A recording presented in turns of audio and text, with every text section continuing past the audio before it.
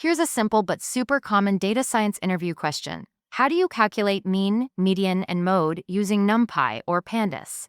At first, it sounds too easy, but this question is actually testing three things: your fluency with Pandas data frames, your grasp of descriptive statistics, and whether you can connect basic statistics to real data analysis. So, let's make it simple.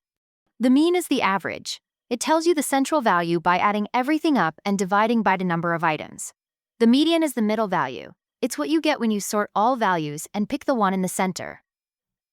And the mode is the most frequent value, the one that appears the most times in your dataset. In Python, Pandas makes this effortless. You just call mean for the mean, median for middle value, and mode to get the most frequent one, usually taking the first value if there are multiple modes.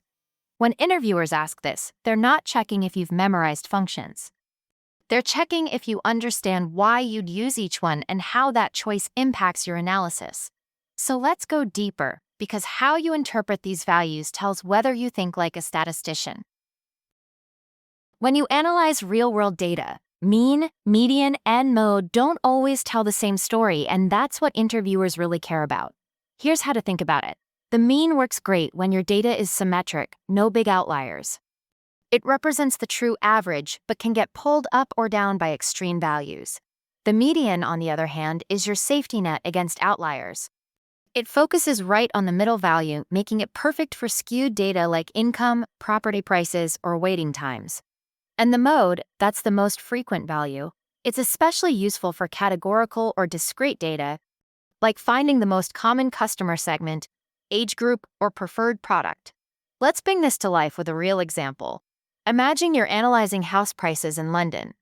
The mean might shoot up because a few luxury homes in Kensington cost millions, but the median tells you what the typical buyer actually pays, the real center of the market. And the mode, that identifies the most common price bracket, the sweet spot where most first-time buyers fall. So, in practice, you'd combine all three to get a balanced view of your dataset. Now, if this comes up in your interview, here's a confident sample answer. I use mean, median, and mode together to understand the center of my data. The mean shows the overall average, but it's sensitive to outliers. The median is more robust and shows the typical value, while the mode helps when I'm analyzing categorical or discrete data.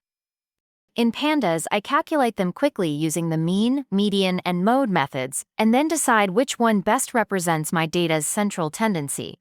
That's a clear, structured response that not only shows you know the syntax, but also that you understand the story behind the numbers. And that's exactly what turns a basic statistics question into a data science interview win.